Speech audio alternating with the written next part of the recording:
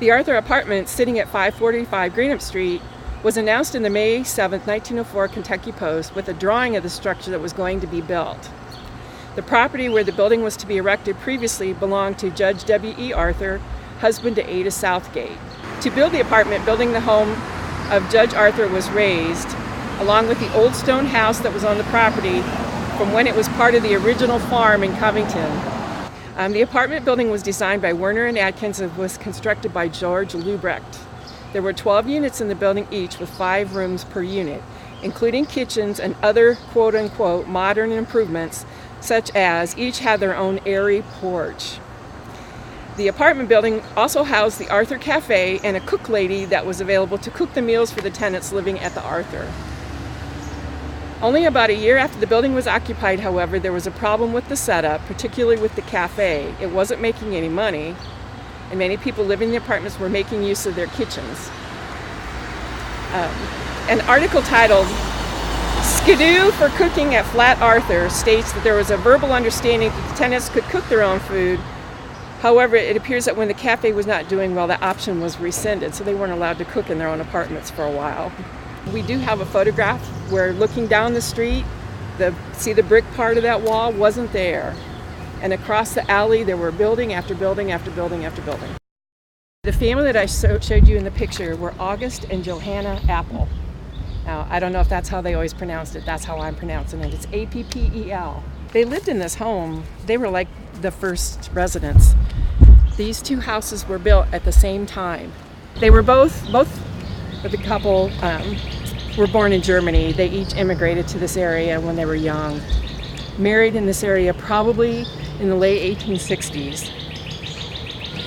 They ran a millinery store for almost 66 years. And their first store was located at 11th and Madison. And then eventually they moved their store to 540 Madison. And as their sons grew up, they also helped them out in the business. But from things I've read in the paper, I kind of get the impression that Johanna was the one who called all the shots. August Appel lived for several years over in Cincinnati, even though his wife continued to live here. And in June of 1910, he died from heat stroke and asthma at the Park Hotel in College Hill. But yet, she brought him back and buried him in Highland Cemetery. I think it was just one of those things. They couldn't live together. The slowdown in the economy leading up to the Depression evidently really took a bite out of their business. And even when August was still alive in 1910, in 1909 actually, he had fallen on hard times and had been sued by some of their suppliers. Nowadays, the house was purchased by developers, and long story short, some work that was being done in the basement to shore up the foundation evidently didn't work out. The developer sued, and the court case is still ongoing. I mean, it's been years. So it's not habitable for anyone right now because of the weakness of the walls in the basement. Okay, this is going to be one of those, picture this, okay, and I will show you what I'm talking about. This is 8th Street, right?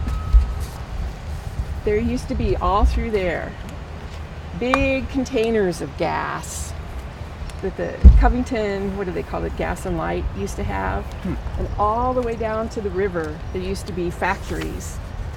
And over here, in this general area, was the C. Brandstetter Company, general millwork, and they built staircases. And he started his business in the late 1800s. His wife died of tuberculosis when she was 32 years old. But in the meantime, all this industry that was built up through here would occasionally catch fire. A wood planing business down here, it caught fire, and the fire started to spread. And the 2 great big gas tanks that used to be over here got so hot that the paint started to peel off the outside. And they talked about how just incredibly tragic it would have been, and it would have been, had it blown up. And evidently the neighbors all tried to keep the fire from spreading with what little equipment they had. But fire companies from Cincinnati actually came over here to help put out the fire. But about 1909, he had another big fire, and his company fell on hard times, and it was also put in receivership. And he and his remaining children packed up and moved to California.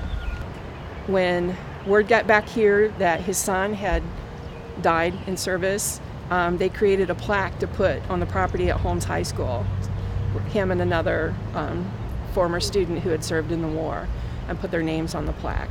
All this was taken down. The tanks were, I want to say they were taken out in the 70s, but I'm still working to try to get a better timeline on that.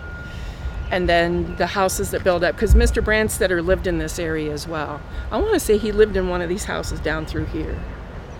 So just picture, there was all this industry and factories all the way down to the river and back behind this house. It was all industrial.